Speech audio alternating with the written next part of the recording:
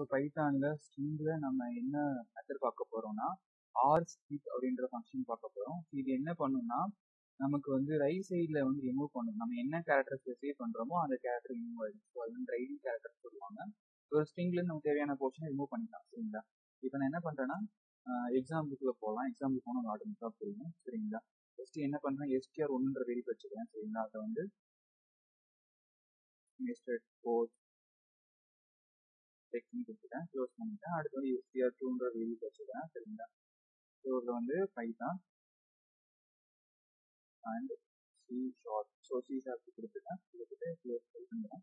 இப்போ நான் என்ன பண்ணுறேன்னா s1ன்ற வேரியபிள் வந்துட்டு ஸோ str1 டாட் இப்போ அதில் வந்து நான் எதுவுமே கொடுக்காதப்பனா நான் வந்துட்டு நம்மளோட ஃபங்க்ஷன் வந்து rstrip தான். சரிங்களா? இதெல்லாம் எனக்கு எதுவுமே உள்ள நான் ஸ்பெசிஃபை பண்ணல. அதே மாதிரி s2லையும் நான் என்ன பண்ணுறேன்னா str1 டாட் ஸோ stripன்ற அந்த ஃபங்க்ஷன் கொடுத்துட்டு எதுவுமே உள்ள நான் கொடுக்கல, எந்த கேரக்டரும் எதுவுமே பண்ணால் கொடுக்கவே இல்லை. இப்போ என்ன பண்ணுறேன், s3ல வந்துட்டு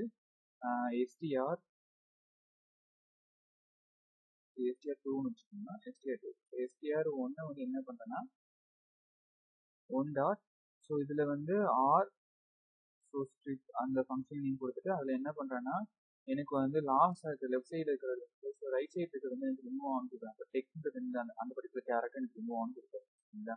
அதுக்கடுத்து s4 என்ன பண்ணுறேன்னா ஸோ str2 டாட் ஸோ அந்த மெத்தட் நேம் என்னன்னா ஸோ ஸ்ட்ரிப் கொடுத்துட்டு அதில் வந்து என்ன பண்ணுறேன், அந்த ஹேஷ்ன்ற அந்த சிம்பிள் வந்து எனக்கு வந்து ரிமூவ் ஆன் கொடுக்குறேன். சரிங்களா? இப்போ நான் என்ன பண்ணுறேன், so print s1, so print s2, so print s3, so print s4 கொடுத்துட்டேன்.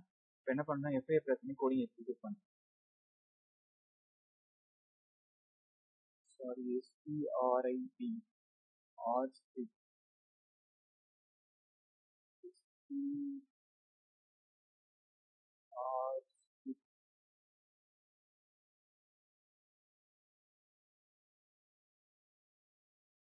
இங்கே வந்து RES கொடுத்துருக்கேன். FA ப்ரெஸ் பண்ணி கோடிங் எக்ஸிக்யூட் பண்ணேன். ஸோ பார்த்தோம்னா இப்போ வந்துட்டு இங்கே வந்து என்னென்னா நமக்கு வந்துட்டு ஃபஸ்ட்டு நான் செக் பண்ணுறேன். ஃபஸ்ட்டு வந்து என்னென்னா எம்டியாக கொடுத்தோம்னா அது எதுவுமே வந்து ரிமூவ் பண்ணாது. அதனால் என்னன்னா s1ல வந்து நான் எதுவுமே கொடுக்கல, உள்ள எந்த பேராமீட்டரும் உள்ள பாஸ் பண்ணல.